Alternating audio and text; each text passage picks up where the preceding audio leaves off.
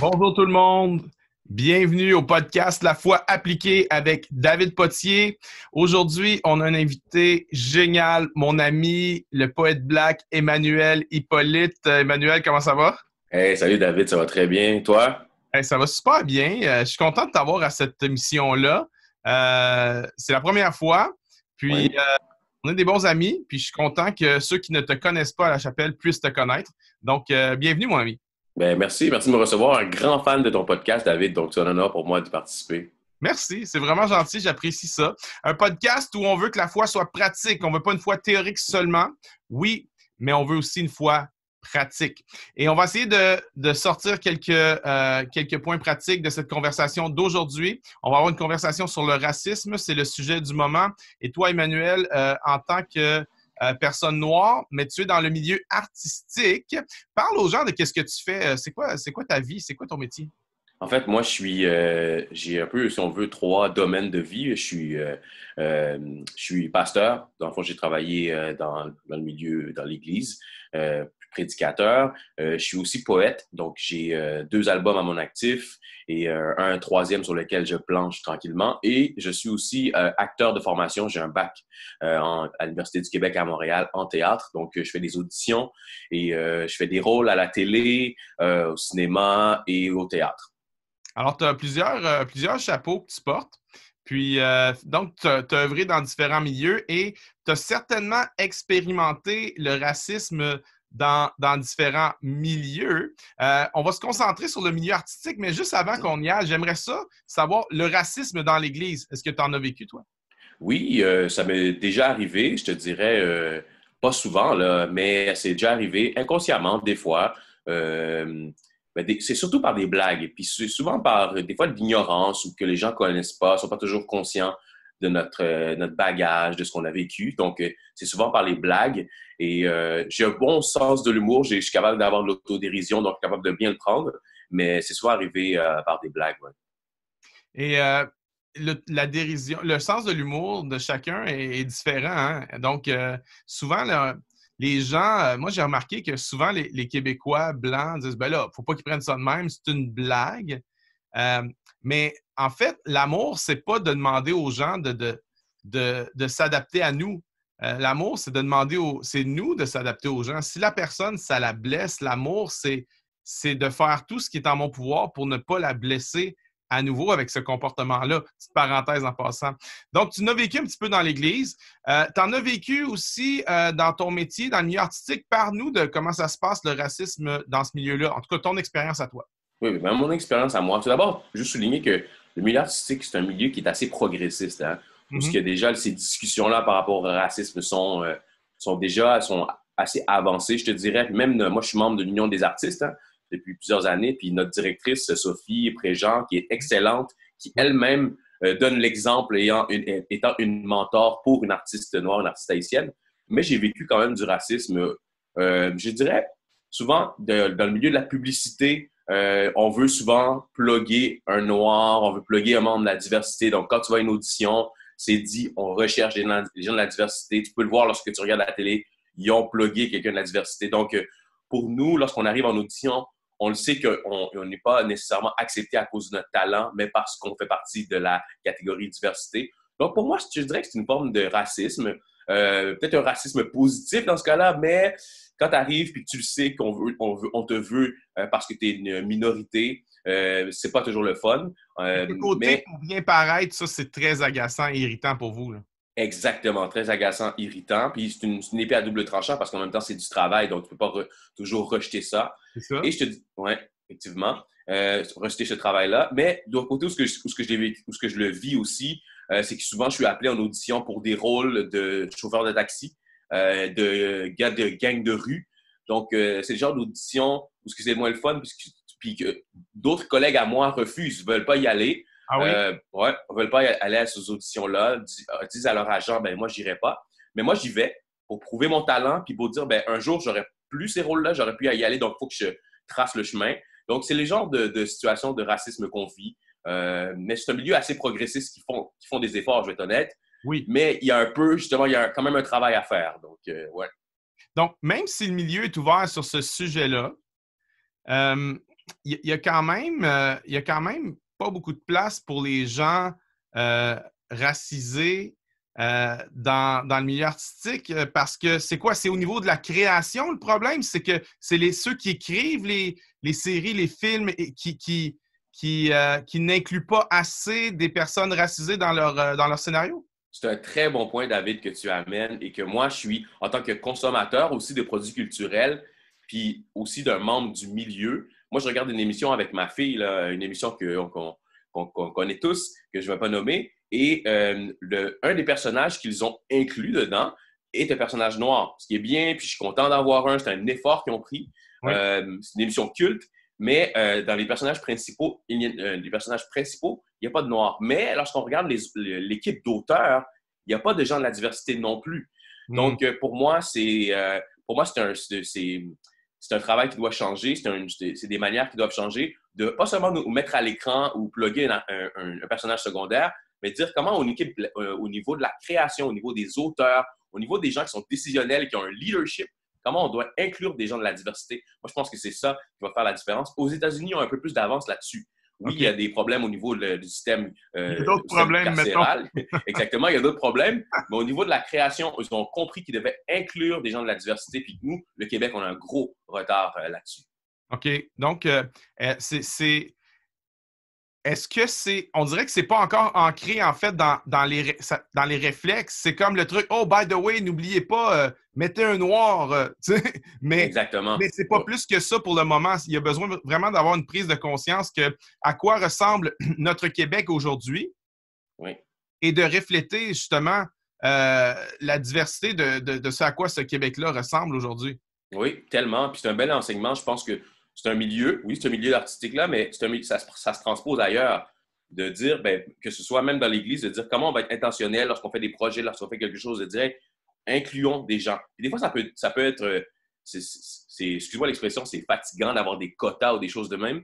Mais je pense que si on veut faire des virages, il faut être intentionnel, de dire comment on peut inclure ces gens-là pour voir les choses différemment. Puis il y a une responsabilisation aussi. Moi, j'ai une responsabilité en tant que créateur. Moi, j'ai pris un cours à l'Union des artistes, une formation pour écrire une web série, pour me dire, OK, mais je veux participer à la solution, donc je veux moi-même m'enseigner, puis comment pouvoir éventuellement dire, hey, je suis un auteur, puis je veux écrire. OK. Donc, ouais, c'est Mais ça. c'est sûr qu'on vient de loin, hein? On vient de loin, je veux dire, la société vient de loin. Juste une petite anecdote comme ça.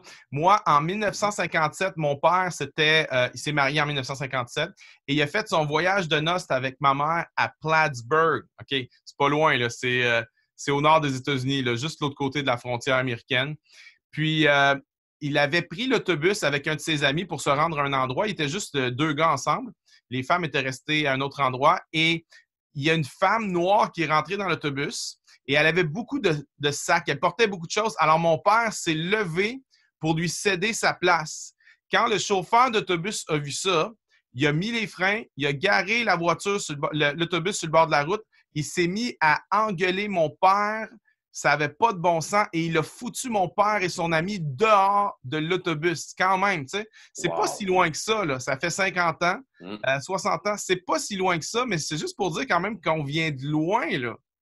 On vient Ouais, on de vient loin. de loin. Puis Effectivement. même dans l'Église, on en vient de loin parfois. Lorsque j'étais enfant, nous, l'Église qu'on allait, on était tout près de l'Église. En fait, notre maison était à deux maisons de l'Église.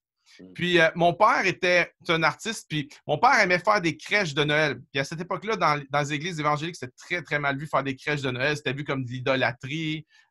C'était vraiment une mauvaise chose. Donc déjà, de faire des crèches de Noël devant la maison, mon père faisait des crèches géantes avec des personnages de 4 pieds de haut. C'était déjà mal vu. On se faisait déjà dire, êtes-vous chrétien? Vous autres, voyons donc, vous faites de l'idolâtrie devant votre maison.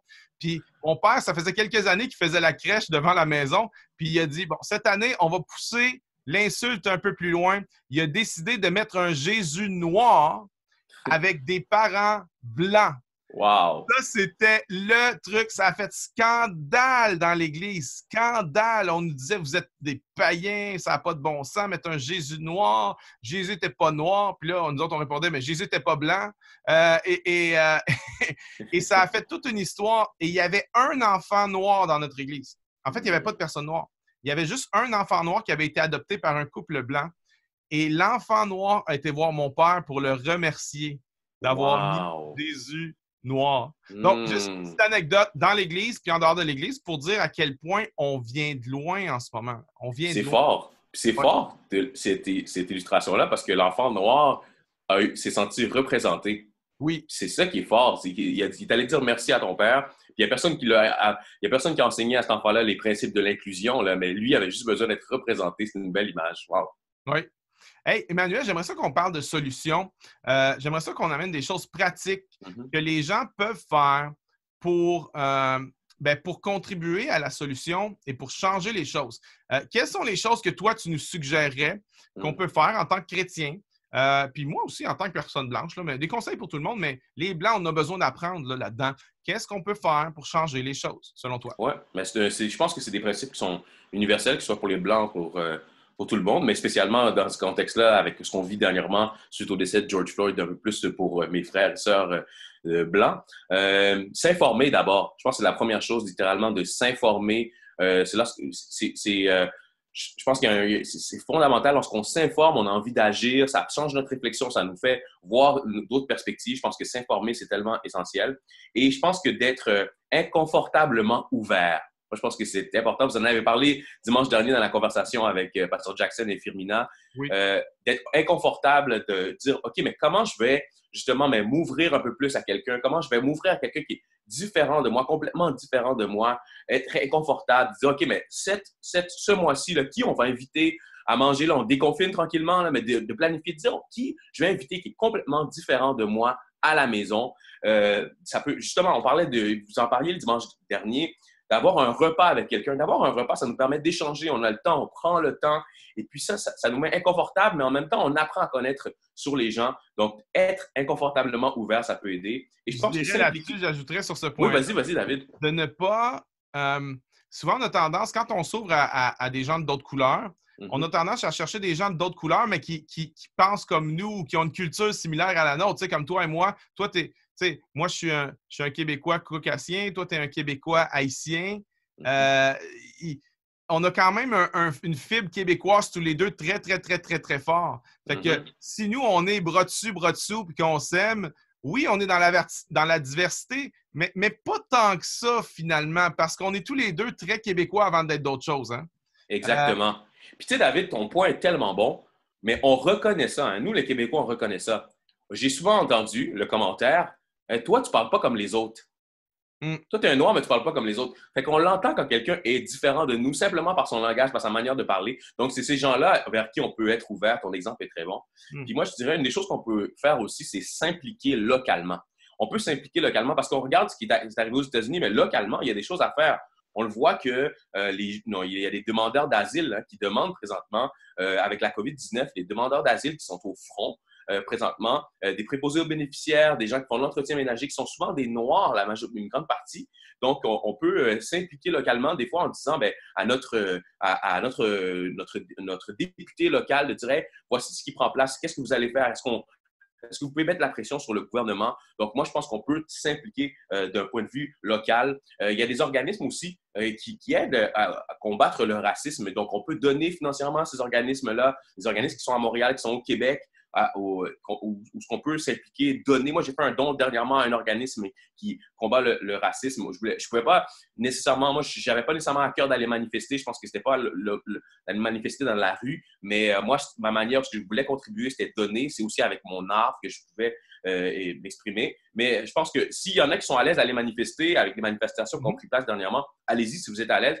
Portez un masque, soyez sage. Mais Ouais. moi, je pense que c'est des solutions concrètes qu'on Plusieurs peut personnes de agir. la chapelle ont été manifestées. OK, super. Puis nous, on les appuie là-dedans. Il y en a d'autres qui choisissent de ne pas y aller à cause de la C'est bien. COVID ou autre raison. Là. Ouais. Donc, mais on est vraiment très, très supporters de tous nos gens qui y vont. Oui, mais c'est super. Puis moi, je veux faire un shout-out. Tu parlais des demandeurs d'asile. Je veux littéralement dire un bravo à notre collègue pasteur Wilner Caillot, qui est un homme Oui, brillant, un théologien, puis qui, justement, pour ces gens-là, qui est on le demandeur salue d'ailleurs. d'asile, puis oui, on le salue d'ailleurs, puis qui va dans la rue, qui est là, qui manifeste, qui s'implique. C'est beau. Puis ça, c'est l'Évangile. Puis moi, il m'inspire beaucoup, vraiment, Ça a Wilner porté Caillot. fruit, hein, parce que hier soir, on a annoncé que les préposés aux bénéficiaires qui étaient des réfugiés Mm. vont avoir le droit de devenir Canadiens. Donc, Wow! ça a bougé. C'est vraiment, Wow! vraiment nice. C'est vraiment une super de bonne nouvelle. On se réjouit de ça. Ces gens-là méritaient de devenir Canadiens. Ouais. Puis, je ne suis pas en train de dire que l'immigration doit toujours se faire sur la base du mérite. Je crois qu'il y a une partie de l'immigration qui doit se faire sur la base de juste de la charité. Mais ces gens-là, ce n'était pas de la charité. Ils ont choisi de venir nous aider en CHSLD alors qu'on était dans une période difficile. Ils ont risqué leur vie. Ils méritent qu'on leur donne la citoyenneté. Alors, c'est une très bonne nouvelle. Puis, je salue le travail de Wilner aussi. Oui, c'est vraiment super. Bonne nouvelle. Je suis content de l'apprendre. Oui, c'est vraiment cool. Tu parlais d'éducation tantôt, Mano. Moi, je pense que c'est vraiment notre responsabilité en tant que personne blanche de s'informer. Moi, lorsque j'ai vu la souffrance de mes amis noirs, c'est ça qui m'a poussé à m'informer parce que je me disais, mais il faut que je comprenne. Il faut que je comprenne qu'est-ce qui se passe. Et il y a plein de trucs qui sont partout sur Internet pour nous éduquer, des vidéos, même si vous n'êtes pas un lecteur assidu, là, il y a plein de choses en documentaire ou autres, même sur YouTube, où on peut bien s'éduquer. Je ne sais pas si tu as vu, Mano, ce clip sur YouTube qui s'appelle Doll Test. Oui, j'ai vu. C'est une expérience qu'on a faite avec des enfants noirs. On les met devant deux poupées, une blanche et une noire, des enfants noirs. Et on leur pose la question, laquelle est la plus belle? Et 75% des enfants noirs ont répondu que la poupée la plus belle, c'était la poupée blanche. Incroyable. C'est incroyable. Comment ça a été ancré dans l'inconscient des gens, même chez le peuple noir, que la belle poupée, c'est la blanche. Et lorsqu'ils posaient la question aux enfants, pourquoi? Mais parce qu'elle est blanche. C'était la réponse des enfants. Puis après ça, on posait la question aux enfants, mais toi, laquelle qui te ressemble le plus? Et tu voyais le visage changer des enfants. Et là, les enfants pointaient la poupée noire. Ça faisait mal à regarder. Puis ça nous fait réaliser comment que le colonialisme a encore des conséquences aujourd'hui dans l'inconscient d'une personne blanche que sans le vouloir, on a du racisme inconscient, sans le vouloir, on a des billets qui sont vraiment très, très, très forts, mais aussi que le colonialisme a encore des vestiges aujourd'hui chez les personnes noires où il y a une tendance à se dévaloriser. Es-tu d'accord avec ça, Mano? Je suis tellement d'accord, David. Je l'ai vu, ça m'a troublé. Puis je veux faire un lien avec ce que Pasteur Jackson a dit lors de votre dernière conversation que vous avez eue dimanche dernier, de dire, mais l'apôtre Paul a complètement changé son point de vue. Il était un persécuteur des chrétiens et il a changé. Moi, je pense que lorsqu'on regarde des situations de même, là, c'est beau les projets sociaux, tout ça, mais c'est tellement l'Évangile qui peut changer les cœurs. C'est tellement l'Église qui doit jouer son rôle de dire, mais comment on peut encourager puis montrer à un enfant, dire non, t'es beau, t'es belle, peu importe la couleur de ta peau. Puis j'y crois, moi. Et l'Église a tellement un rôle à jouer là-dedans, puis ça m'a percuté. Puis il y a quelque chose d'ancré, puis moi, ça m'a choqué. Puis je me suis posé la question, moi, comment je réagirais si j'avais cet âge-là. Mais aujourd'hui, alors que je suis père, moi, ça m'a encore plus percuté. Vraiment, il faut faire quelque chose, mais c'est un bon exemple que tu as amené cette expérience-là. Puis j'invite les gens à aller voir cette vidéo-là. Allez voir ça. Ça brise le cœur. Ça brise le cœur. Ça nous fait vraiment prendre conscience de la situation. Moi, je pense que l'Église, je suis d'accord avec toi, que l'Église a un rôle à jouer vraiment important. Puis je le répète, puis je vais le répéter encore. Il y a une différence entre l'approche chrétienne à ce problème-là et l'approche séculière. Oui, il y a des choses qui se rejoignent dans les deux. Les deux approches veulent la justice. Les deux approches veulent l'égalité. Mais la différence avec l'approche chrétienne, c'est que l'approche chrétienne réalise que le véritable changement ne peut venir que du cœur. Exactement. L'approche chrétienne dit oui, changeons les systèmes. Oui, nettoyons les individus, enlevons les individus qui corrompent le système et oui, changeons le système pour qu'il soit égalitaire. Mais la nuance, et c'est plus qu'une nuance, c'est sur le fond, c'est que l'approche chrétienne dit « Hey, le problème, il est avant tout dans le cœur. » Et ça prend un changement du cœur parce qu'on aura beau se doter de nouveaux systèmes, si le cœur ne change pas, en apparence, ça va être plus beau, Peut-être que les gens vont moins s'en permettre dans les actions ou dans les paroles, mais dans leur cœur, ils vont encore penser la même chose. Et le véritable changement ne peut venir que du cœur. C'est ce que Jésus a dit, hein? C'est du cœur Oui, que viennent les mauvaises exactement. pensées. C'est du cœur que viennent les meurtres. C'est du cœur que viennent toutes ces actions mauvaises-là. Et on a besoin d'une transformation du cœur. Et la bonne Oui, nouvelle, c'est que Jésus se spécialise dans le changement des cœurs. Tu as parlé de l'apôtre Paul tout à l'heure. oui, L'apôtre Paul, non seulement c'était un pharisien qui détestait les chrétiens, mais lorsque Paul a eu un changement de cœur par la puissance du Saint-Esprit, Paul est devenu l'avocat de la diversité culturelle dans l'Église. Et exactement. Paul est celui qui s'est tenu debout même face au grand apôtre Pierre, qui Mhm. avait disons, je ne sais pas si c'était des traces racistes en lui ou bien c'était qu'il avait trop peur de l'opinion des autres.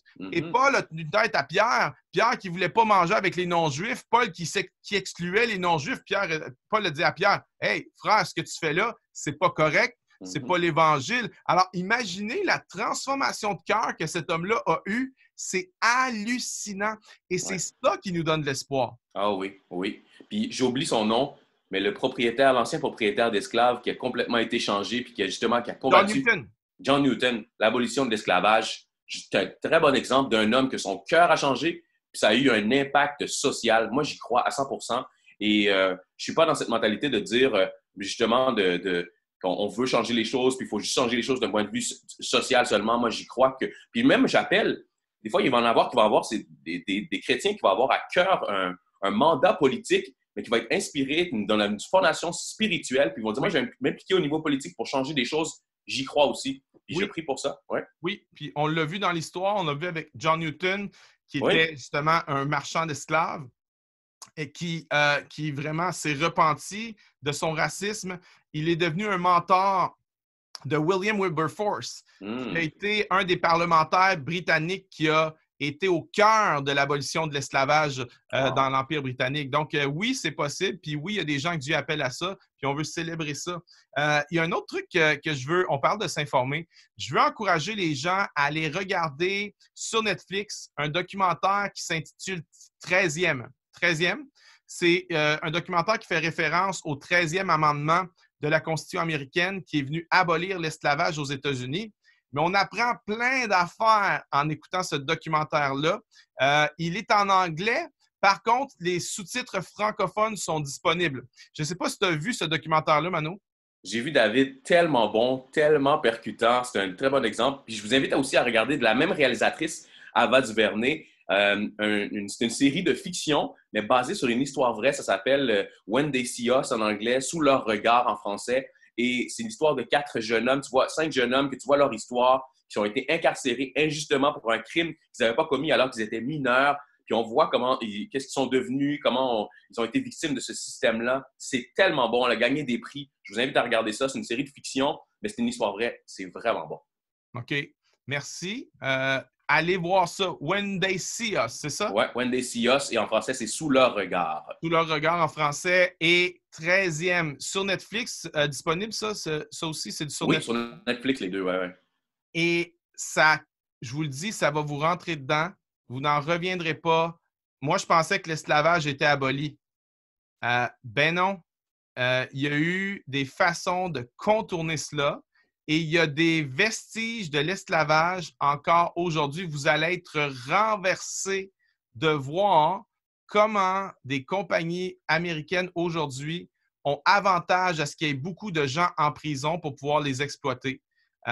Alors, il y a beaucoup de bagages là-dedans. Allez voir ça, ça va vous ouvrir les yeux. Moi, je suis content. C'est tragique ce qui se passe.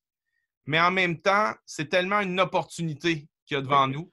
Et lorsque je vois que ce n'est pas le combat des personnes de couleur seulement, mais que c'est devenu le combat aussi des personnes blanches, de beaucoup de personnes blanches, moi, c'est une des raisons qui me donne de l'espoir. Ma raison numéro un que j'ai de l'espoir, c'est Jésus.